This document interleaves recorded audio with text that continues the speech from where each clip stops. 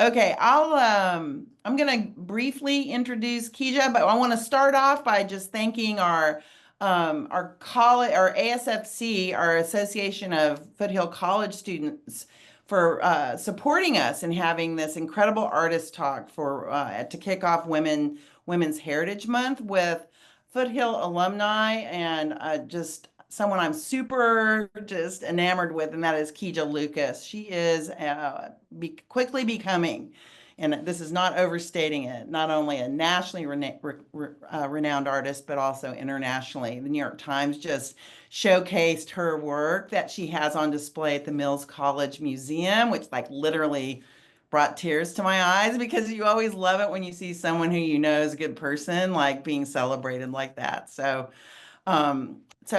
Kija Lucas is a notable Foothill College photography alumni, and she's an artist based in the Bay Area, notably in the East Bay.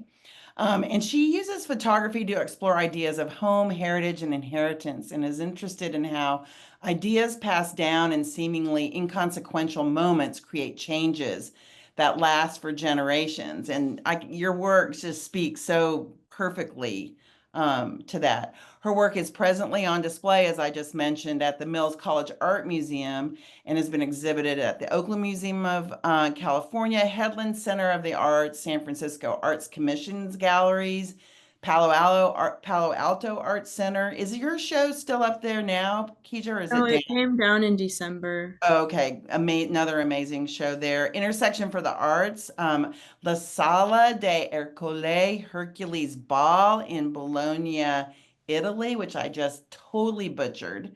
And then Casa Escorza in Guadalajara, Mexico. Kija received her BFA from the San Francisco Art Institute, her MFA from Mills College, and her A degree here at Foothill. And so without further ado, Kija, take it from here. Awesome. Thank you so much for having me. I spent my first 7 years of college at Foothill. Um, and it was a really important and meaningful in getting me to understand that I could even be an artist, that was an option. So I'm going to give you all a pretty abridged overview of my work. I have I messed up my timer. Hold on a second. I'm gonna put a timer on so I don't go over, but if I do, can you just like tell me? Yeah, I'll give you like the hello, hello. Okay, perfect. So I always start a talk with this quote, and I feel like it has changed meaning for me, at least over the years. But this acute awareness of tradition is a modern phenomenon that reflects the desire for custom and routine in a world characterized by constant change and innovation. Reverence for the past has become so strong that when traditions do not exist, they are frequently invented. And in 2010 or 9, when I first read this quote, I was thinking a lot about how ideas are passed down. Like when Judy read my bio, like when I talk about heritage and inheritance, I'm not talking about a house or a piece of jewelry. I'm talking about epigenetic inheritances that we get, and also so like social inheritance that we get, etc. But now I'm thinking a lot about just like how our world's climate has changed, how people kind of are ignoring history and bringing back newfangled ideas about the way things were without considering the whole story. And so the first body of work that I'll show you is called In Search of Home.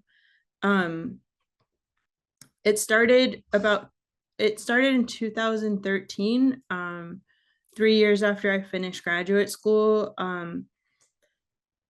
Nearly 10 years before then, maybe 8, I had been in an undergraduate humanities class at San Francisco Art Institute, and I learned in this class about Carl Linnaeus, who was a Swedish botanist who came up with the contemporary systems of taxonomy that we use to name botanicals and animals.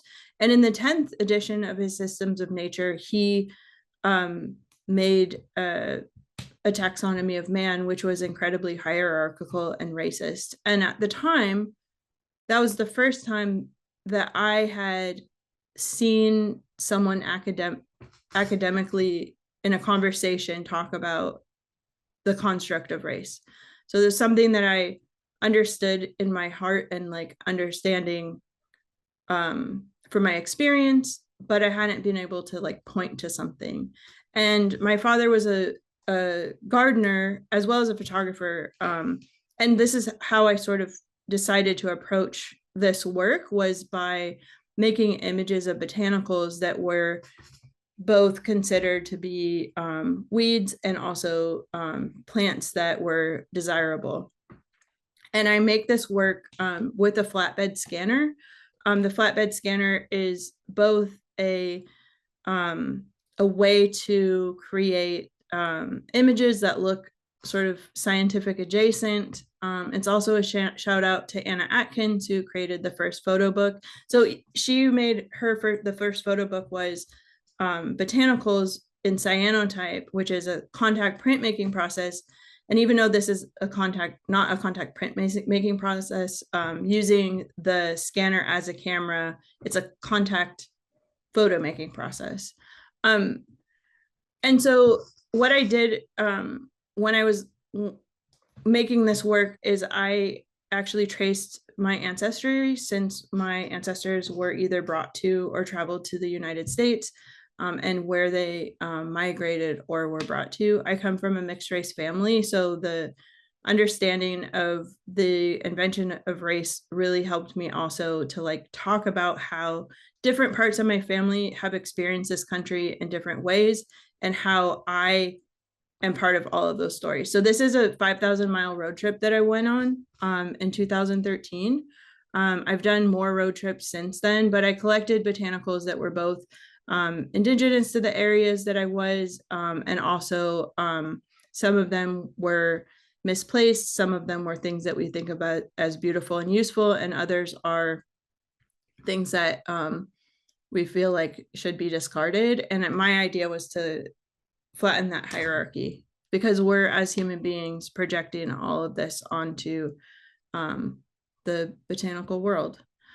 So I started off making these really clean, like this is going to be this one kind of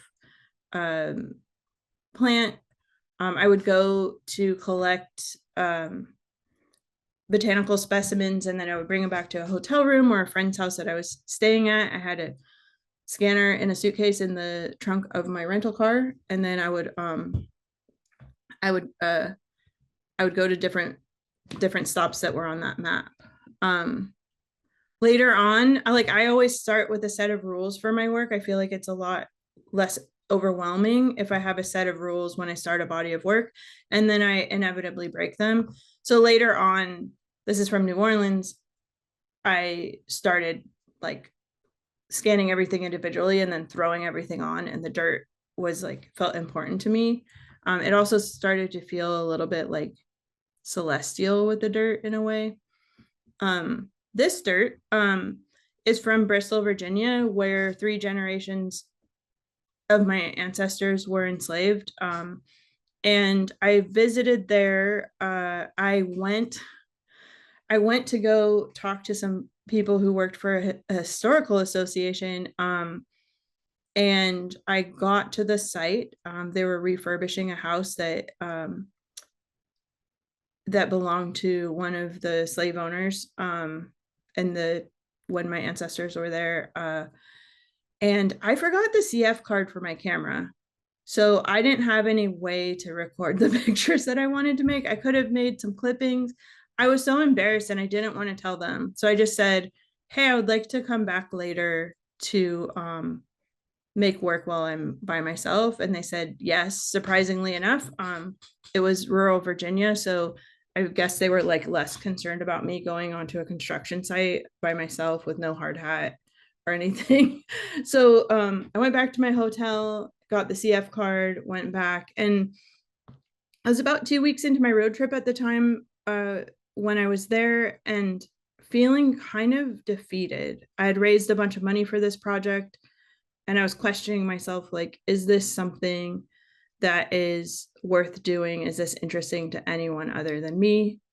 and making photos still, collecting plant specimens, and sweating so hard because it was August in the South. And it was a really overcast day, and through the sky, it was almost like the light was like one of those, it was a light ray that was just hitting right, it was almost singing, it was hitting right on this clump of dirt that had been pulled out from underneath the foundation of this home where my ancestors had been enslaved on this land. And I looked at it and I just said, that's my fucking dirt. And I picked it up and I brought it back to the car. And somehow it felt very rebellious to grab a piece of dirt. And I brought it back to the car and I took it and I scanned it. And this is the first photo, even though I had been making this work for a couple months. I was 2 weeks into the road trip. The first piece that I was like, okay, I know what I'm doing now. And so I feel like it is not only important because that dirt has like the blood and sweat of my ancestors in it, but also because it's the first time that I like sort of became more confident about the work. And I worked on this project for 9.5 years. This is a little piece of the side of the Mississippi River in Helena, Arkansas. So I worked on this body of work for 9.5 years and had an exhibition at SF Camera Work in, I think, 2022, which was sort of the culmination of it. Before this body of work, I had always done something that was like, oh, I got 25 photos, like there's a body of work, I'm done. And now I've been doing these things that last years at a time. Objects to Remember You by, an Index of Sentiment, or also known as the Museum of Sentimental Taxonomy, started in 2014. I started photographing other people's sentimental objects and I would interview them and then display the objects as a museum. So this is a picture of Darlene Francis, who is a noted epigenetic scientist at UC Berkeley and also used to be my gym buddy, and her little sister. And they both have the same parents and they look very different. And Darlene often talks about how her sister and herself were treated so differently growing up and how that impacted their lives. And this is the first photo she shows when she talks about her work. A pile of wolf shirts that belong to a bartender in upstate New York. One of the ways that I make this work is if I go to a residency or a gallery or a library, I ask them to help me get the word out and have people bring in objects. And I just set up like 2 lights and a backdrop in a space with my camera and create a little bit of a spectacle that helps people sort of get excited about it. And so this one was one of the first images that I made. It's a hummingbird's nest, and the woman who brought it in, her daughter was 1.5 years old. It was found the week her daughter was born, and she said she practices being gentle by holding it. This is a photograph from upstate New York, and this is Kenny. This was made in 1984. He's holding a little raccoon that he raised. So when I was in Wassaic, that was the first time I was at a residency, and they have like a little bar and restaurant there. And I would go around and like hand people my flyer and like, do you want to come back to my studio and I'll photograph your stuff? And I think it came across as a little creepy. So instead I like decided to bring my equipment to the bar. So I Thursday through Sunday from around 1 or 2 until they shut down, I would make pictures there. And so every week I would like hand out flyers, and then people started bringing their stuff in. And Kenny, the last day I was there, he brought this photo to me. I had asked him to participate early on, and he had lost his home, so he was just kind of like didn't really have anything, but someone told me about this photo. So he told me, he said, that's Jackie, that's my daughter. She grew up in she was found in a barn. Her whole family had been crushed by hay bales falling on top of them. So there's just this baby raccoon. So his friend called him over. He picked up Jackie and he raised her for 4 years. And then he dropped her off next to the barn where he found her. And he would go once a week. He would call her name. She would come out and see him. And one day, she came out with a bunch of baby raccoons following her. And he said, "Okay, you're okay now, you." And that was the story behind this photo. For me, like holding space for somebody, I almost burst into tears when he told me the story. But holding space for someone and letting them tell their story, whether it's a positive or a heavy thing, is really important part of this project. This is a first haircut from the participant's mother. This is sort of how the work is shown. This was in a drawer that I made the print inside the drawer and then put a piece of plexiglass inside on top of it so that you could open it and see. These images are printed to as close of the size that I remember. So sometimes they're slightly off. If it's something like money, I usually just like check it before I print it, but otherwise it's close as the size that I remember. I usually, if it's a big picture, I like these giant vitrines, I'll project it on the wall first so that I have an understanding of how big it's going to print. So some things are like, I don't want it to be comically large or comically small, but if it's a tiny bit off, that happens sometimes because I don't use, like, if you're in a museum working in an archive, you would use a ruler, but I don't do that. So it's like part of it is about memory, and it's like my own memory of these things. So people bring in their objects to be photographed, and then when I print them and I exhibit them, this was at Montalvo. It opened in January of 2020, which then it shuttered fairly quickly after that. But what I do is I have open hours at the museum where I do intake and have people come and bring their objects to be photographed there. Here's installation views. It then in 2020 moved to CIIS, opened for about a week and then shuttered again. And then it would be open by appointment only for people to come in and see. This one I did for the man. So I got, Facebook had a new building. I don't think anyone ever ended up working on this floor. It's a little funky because it was still wet when I photographed it and I wasn't going to be able to go back to see the piece again. But I would hang out like kind of near where the food was, or like where people would like chill out, and I would have my stuff set up. People brought in their objects to be photographed, and then I printed this onto wallpaper and had it installed. It's about 26 feet long by 8.5 feet high, something like that. And like I said, it was on the 7th floor of a new building that I don't believe anyone ended up working in there. I'm not 100% sure though. So right after my show for In Search of Home closed at SF Camera Work, this exhibition opened at the guardhouse at Fort Mason. It's a tiny 120 square foot building at the opening, like right when you drive into Fort Mason Center, and people can't go inside. So it's an installation on the inside. I created this wallpaper. I had been wanting to make wallpaper patterns, or like making them and not really doing anything with them for a while.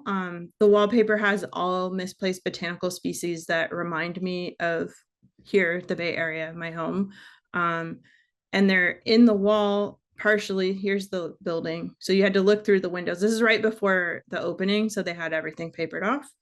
But you had to look through the windows to see, and the wallpaper was on the wall thinking about how all of these things that, although they're maligned plants, they're things that remind me of home.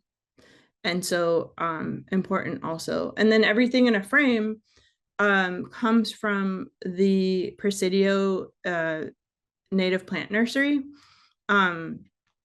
So it's botanical clippings, and then it's also tools that they use for the nursery. I like to remind people, that even spaces that we think are wild are also stewarded by human beings who are deciding like what plants are going there, what plants are going to be taken out, etc. And that has been happening for a very long time, for thousands of years. more recently in different ways, but it has been happening for a very long time. And I feel like there's this idea that human beings are separate from nature, although we are part of it.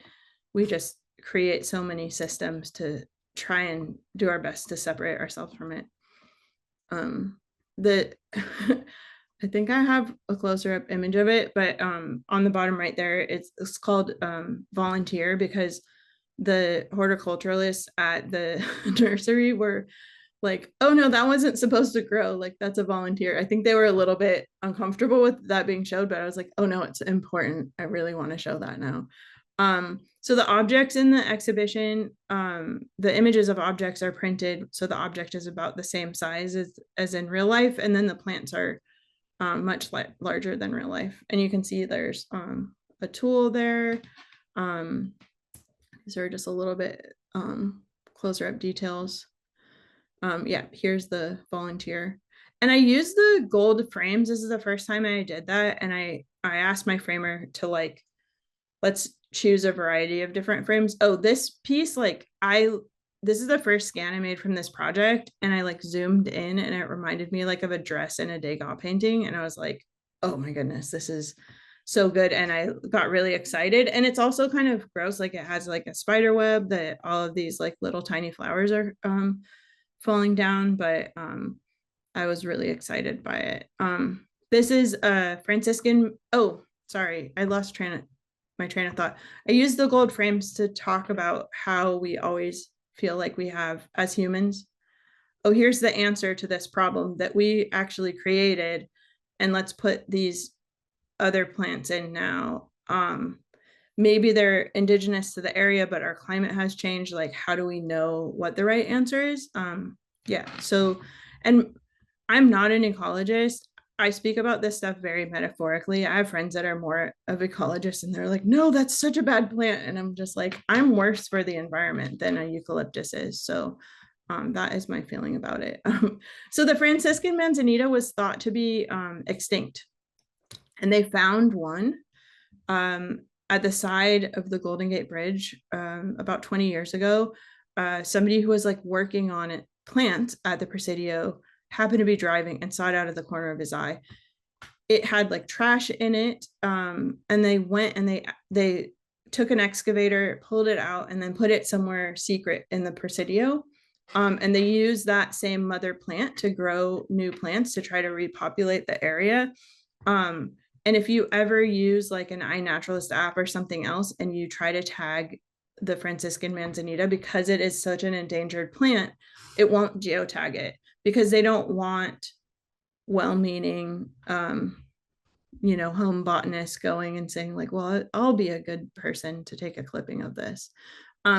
They let me clip the flower because when you're growing plants, it's good to clip the flowers at first, so the roots will they can spend energy making roots and getting longer roots into the ground.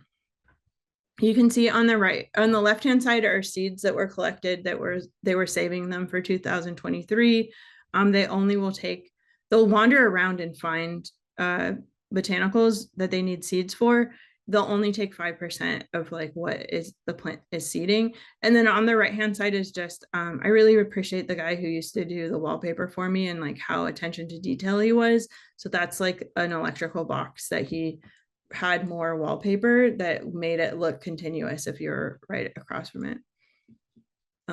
Area has been sanitized. This sign is actually for if they sanitize the table so you can work on plants. But the idea of an area being sanitized also has like some pretty difficult or negative connotations as well. Thinking about the genocide that was committed against the indigenous people in the area, and the way that people think about, some people think about race in the United States. This is a Himalayan blackberry. It was, we have these everywhere, and it was bred by Luther Burbank, who was also a eugenist. So he created the russet potato.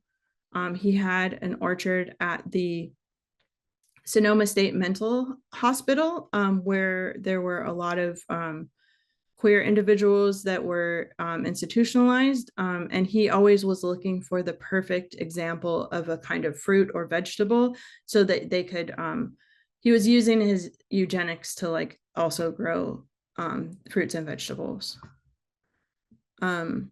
Ice plant, so that is actually from the area right by the guardhouse at Fort Mason, and it's in the wallpaper. So on to my more current shows. Recently, this fall, I had an exhibition at the Palo Alto Art Center called the Enchanted Garden. It was named after my father's gardening business. And I grew up in Palo Alto.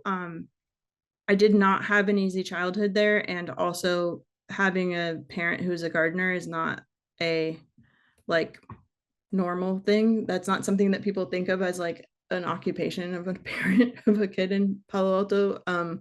This is a city map of the Lawrence Tract where I grew up. It was thought up in the late 40s. I don't know why I can't think of the right word for that. It was conceived in the late 40s and then built in the 50s. It was an intentionally integrated community. So there were Black families, white families, and Asian families living on in the Lawrence Tract. They were meant to sell their homes to a family of the same racial background so that the neighborhood would stay integrated. This was during the time of redlining. And so this cul-de-sac and like the Lawrence Tract happening seemed like this thing that was like, oh, that's such a great thing. But my brother, who is currently working on his PhD on intentionally integrated communities, also, we've had a lot of conversations about that. And I've learned a lot about how much respectability politics went into this, how much going to the neighbors and saying like, well, this is so-and-so, he's a good non-intimidating Black person. They'll be an okay neighbor, like please don't move kind of thing. There was a lot of that went into it. The parents who bought homes here wanted their children to grow up in an integrated space. The kids didn't realize that they were part of an experiment. They were just there. And there were a couple of families who I grew up with. They were much older when I lived there, but Kathy Jenkson's across the street would give me like school books to work. She was a former teacher, so she'd give me workbooks to work on in the summer. And it was nice living, and because my family was mixed, it was nice having other families, like other people of color on the street. It was not the majority anymore at all, or even like close to it. But there were a few of the original families. This is the house I grew up in. When I transferred to SFAI, I came back and made pictures of the house. I used to visit it and steal lemons off the tree. And then one day I went back after this was my dad's house. We had to sell it a year after he died. And I would go steal lemons off the tree. And then one day I went back and there was this giant chalk line around the house. So I went back the next day and took a lot of terrible photos. But they were good for me to just sort of like, I broke in, I saw my old bedroom. There were still like little notes I wrote in my closet and stuff. And this was before they tore the house down and built a very large house that took up most of the lot there. You can see there's a tool hung on the back of the house here. This will be important for this exhibition. There's also a loquat tree. So this is the front of the Palo Alto Art Center. This will be up for another year and a half, I think. So I asked people what their plant memories were in Palo Alto, et cetera. And they sent me things and then ideas. And then I also used my own experiences. So that is here, there's 36 windows. I had to figure out a lot of math. That was really intimidating. But it all ended up working out in the long run. So here's a little nook in the, when you first walk into the building to the right, it's outside of the gallery. This is a wallpaper pattern that I created with lemons. Told you about the lemon tree. There's a lot of like personal lemon lore that I have. And then I framed all these tools in pretty ornate frames. Thinking about like that tool that was hung on the back of my dad's house, that I believe was actually his still, even though he hadn't been alive for a while at that point. But all these tools are printed to the size of the tool. This is the Lawrence tract map, which I recreated with a pattern of my own. And then here are some installation shots of the exhibition. I also hung rusty tools inside of the space. I wanted something, I had a little bit more three-dimensionality in there. And I didn't want the rusty tools right next to the same tool that was framed. I wanted it to be sort of like these things that mimicked one another, but were not quite like you're trying to remember what's in the other room. You can't see them at the same side. The wallpaper pattern transitions through the room. Here's a lemon photo at the back of the room. It transitions through the room, so it feels like a garden. So it's almost like this thing where we like try to organize nature. We try to get it to be a certain way, but inevitably a seed blows, something else grows on the other side of where you meant it to, etc.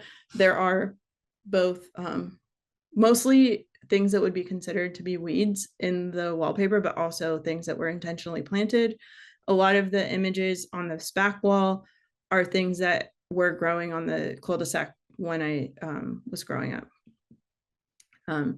There's a little sculpture of this oak root and then an image of the oak root as well. And those are, I learned because one of the grants we got from this for this exhibition, I worked with this organization called Canopy, and I went to work with them volunteering to plant trees a few times. And I learned that when a tree is growing in a bucket, sometimes the root will be round, like kind of growing around the bucket.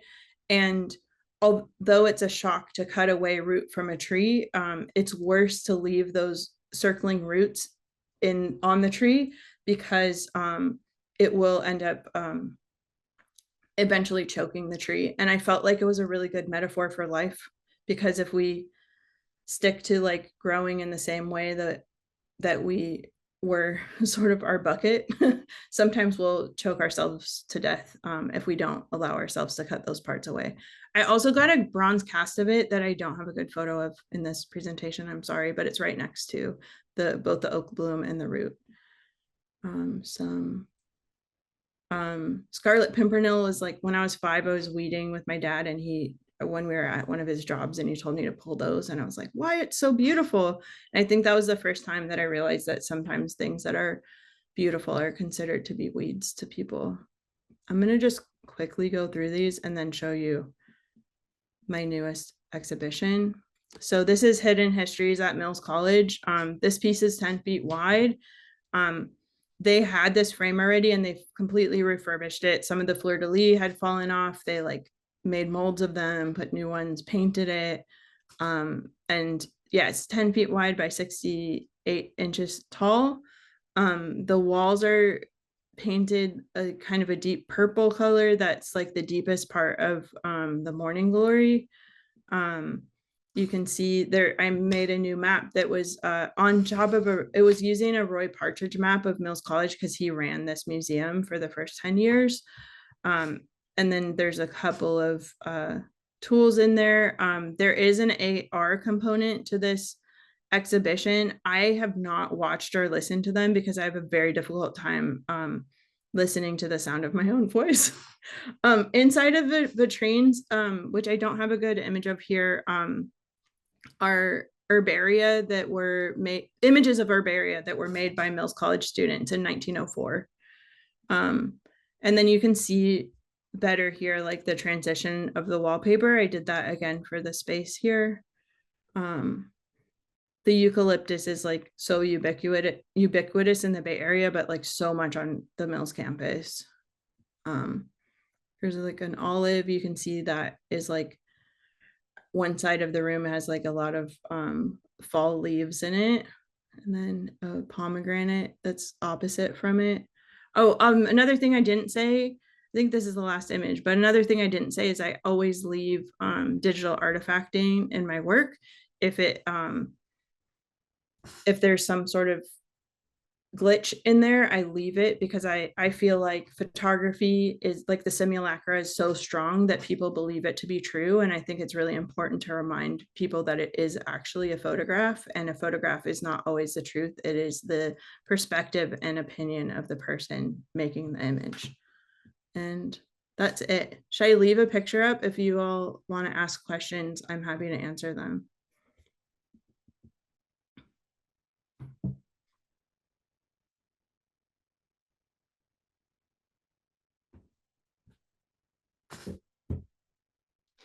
Here you go. I'm sitting here blabbing muted. Can you leave the opening shot of the Mills exhibition? Oh, I should say on the, I don't have an image of the other exhibition, but on the next wall back is Imogen Cunningham's Magnolia, which is like pretty fantastic for me to be in the exhibition with all these incredible like historical photographers and contemporary photographers that are in the collection of the museum. So I'll just add to that because some people came in a little bit late. So this is the first part of this huge museum. And as you walk past Kija's incredible show, hold on one sec. There is a whole nother exhibition that was curated from the museum's archives of very famous photographers that are also curated around justice and plants and horticulture. And Ron, you can, we have, you can put your questions in, or you can raise your hand, whatever you'd like to do. Be pretty chill about this. It looks like Ron Herman. Thank you so much, Kija, for being here. It's so good for us to see an alumni here.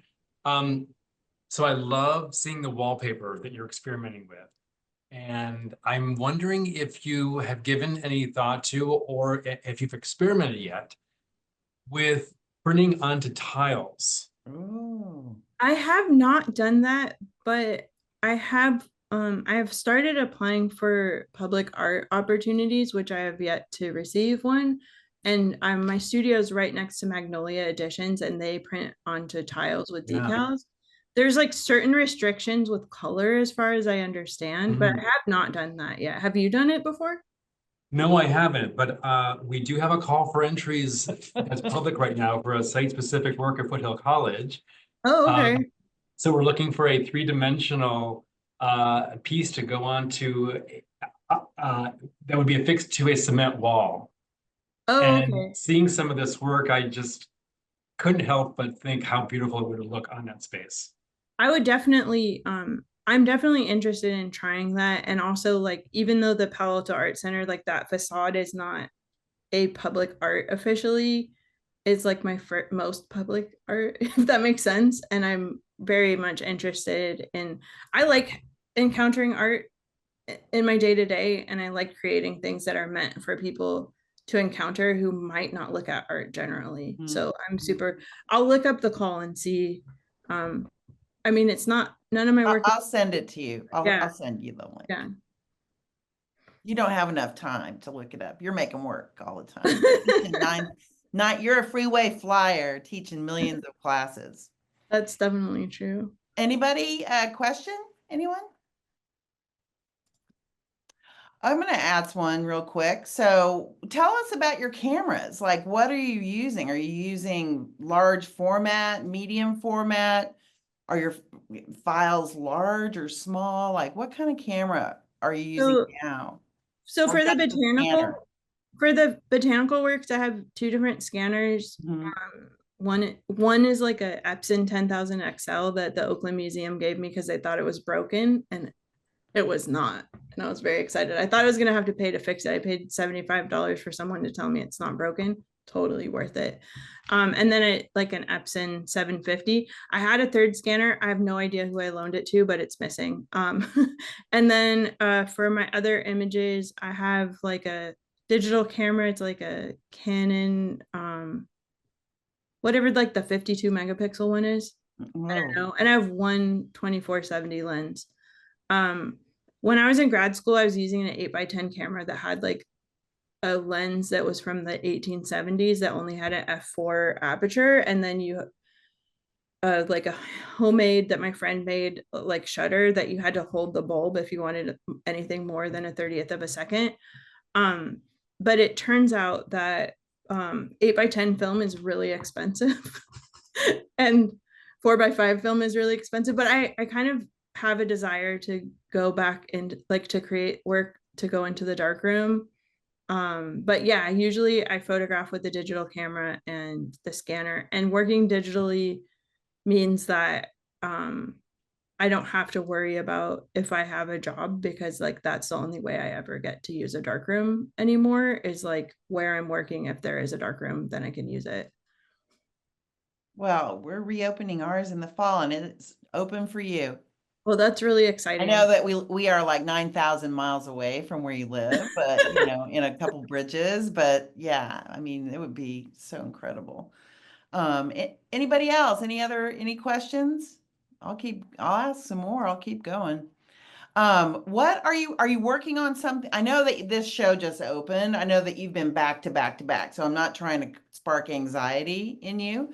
But is there something, are you coming up with another project right now? I mean, you're looking for public art. Yeah, Are you in a period of not relaxing because you're teaching, but like, you know. yeah, I haven't been in my studio for a couple months, and I'm giving myself a minute to breathe. And to be honest, it's not actually a minute to breathe because I'm teaching 4 classes, which Yeah. is a lot of classes to teach. Um, so I'm giving myself a little time. I have a commission that I'm gonna make for a show that opens in the fall, but it's just one, either like I'm part of a group show, so it's not like I don't have any solo shows planned, and I don't have any big new bodies of work planned. What I do like about like this exhibition has some of the images from the Palo Alto show. I actually thought I was going to have to put all of them plus new ones that I made, but it turned out the new ones that I made and some of the ones that were in Palo Alto, like much fewer, worked for the space. And I like the idea. I'm really enjoying making work that is for a place, and so I hope that eventually somebody else will want like a similar exhibition that I can create around the space where the exhibition is happening. These two places were places that were like huge in my life, so it really made sense. But I also am just like really interested in, yeah, I like making things that make sense in this specific place. Yeah, it's super interesting. So when you're teaching, or maybe for the students who are here, like what are some of the things that you wish someone had told you when you were a student? Or like what are some of the things that you like to highlight for your students around, you know, making work and like, you know, being an artist, right? In this world, like what are some of the things that you like to bullet out in your classes? I think there's a couple of things. Like for me, ideas and aesthetic are equally as important. For some people are very conceptual and they're not concerned with aesthetic, and some people are more concerned with like, okay, this looks good.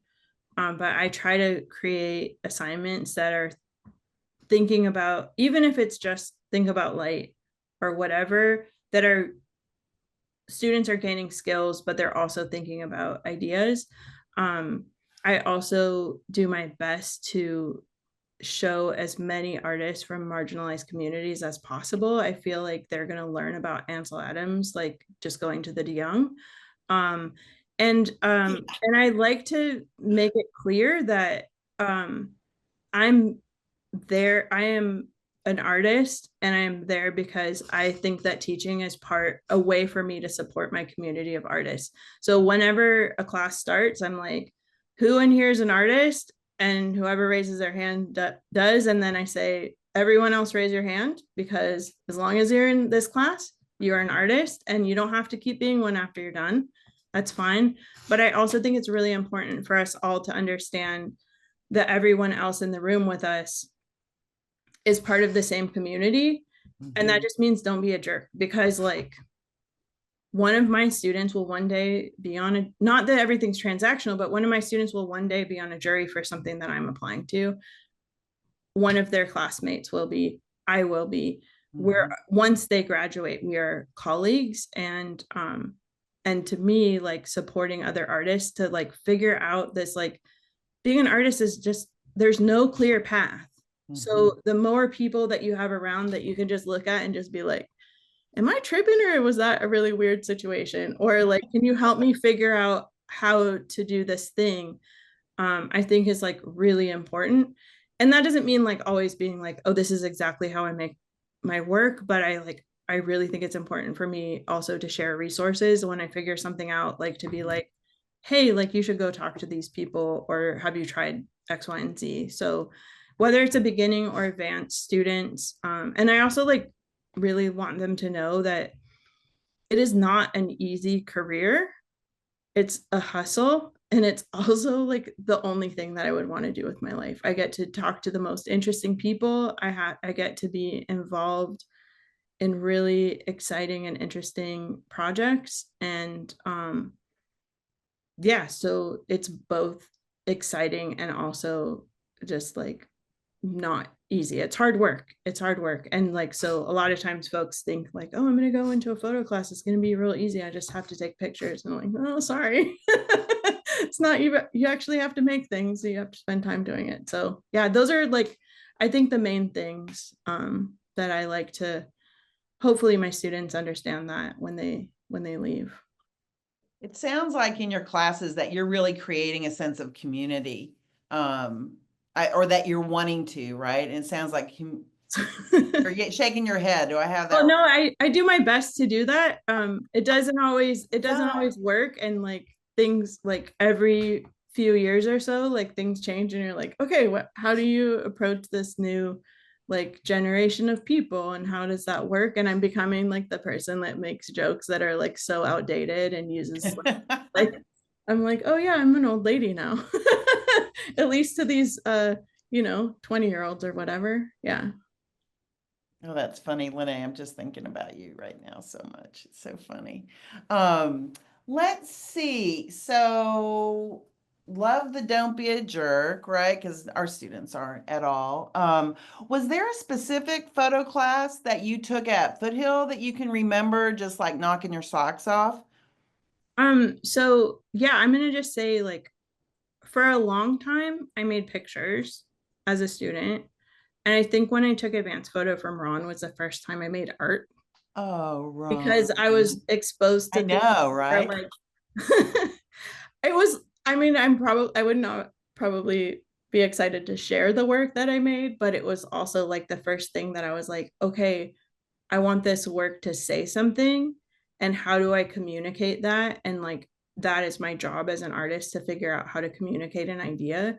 And that was the first time that I really think that I understood that that was what art was as well, like seeing the work that, and I can't even like, the main work that I remember from that class is like actually Ron's work, but I don't even remember what else. But I just remember being like, okay, I'm gonna make this work that's like, it was very personal. And but yeah, I feel like that was the first time that I felt like an artist, not just somebody who was like making pictures because I liked making pictures. Wow. And I never turned back after that. Wow. Okay, Ron. You can just die a happy man now. Lene. I wish that I could formulate this into a question, because I think it's really a conversation. But this weekend I was in Boston and I went to the Natural History Museum at Harvard. Kija, you know exactly what I'm going to say. And I looked at the glass flowers exhibit, which is, awe-inspiring. But the interesting thing is that it's two white men, father and son, who create all of these pieces of glass that were really there for scientific inspection, right? That the whole crux of it was this very Western idea of taking plants from all over the world and doing a botanical inspection of them. And when I look at your work and I listen to you talk about your connection to the pieces that you collected, and I see the way that you have, displayed them, the juxtaposition of the installations is so incredibly provocative. And this notion of the artist's connection to the pieces and the way that you've articulated it so beautifully here. I just really think it gives us something to think about the many purposes of art, but the value of the work that you're doing to actually claim space that maybe just holds a mirror up to that other type of art. And I just want to thank you for this beautiful presentation and the beautiful work. And I don't know, I just wanted to note the stark difference between these two installations of botanicals. Thank you. Last time I go to Connecticut in the summers, my boyfriend has a house there, and I was like, we need to go to Harvard and go to this. Yeah. And I was so excited to see it. But I'll say, like, I feel so weird criticizing science right now. But like the history of science is so fraught with so much racism, sexism, colonialism. And my images are meant to mimic that scientific imagery, but then also, like you said, hold up a mirror and critique them. And like the flaws, like I don't pick the best specimen, I don't pick the medium specimen, I pick the one that I'm attracted to. Because like I really think like you, like especially those early pseudosciences were like, okay, like let's make something around, like, so it will support our thoughts of it already. And even like up to fairly recently. But then again, at the same time, like I said, it's like scary even to critique science right now, because it's just like, okay, we still need the NIH and all of those things as well. But I think it's important to think about these institutions that we believe what they're telling us as truths, and don't really think about how the ideas that we have in our head of what truth is came to be, and like how do we change those assumptions. Whew, that makes me think about that speech I listened to on my drive home that we will not get into right now. That, I mean, the work now more than ever. I mean, I know this is like rhetoric, right, at some degree, but like, again, every 20 years or so, or 10 years, we're reignited and re-energized around work like the work that you're bringing to us and having us think about plants and about place, even Palo Alto, right, in a very different way. I mean, that personal connection you have to the plants, the tools, I mean, that when I saw it just like blew me away, and I'm just so thrilled that you took the time out of your day and your freeway flying and your heavy schedule to be able to spend an hour with us today. It was just what I needed right now. I'm not sure about everybody else. Linnea, it couldn't have been at a better time for you, I'm sure. And I just thank you everyone for coming to hear this talk on very short notice. And Kija, Foothill is still wide open for you. So again, like if you got the gas, come on down and check us out. Thank you so much. Thank you for having me. I really appreciate this.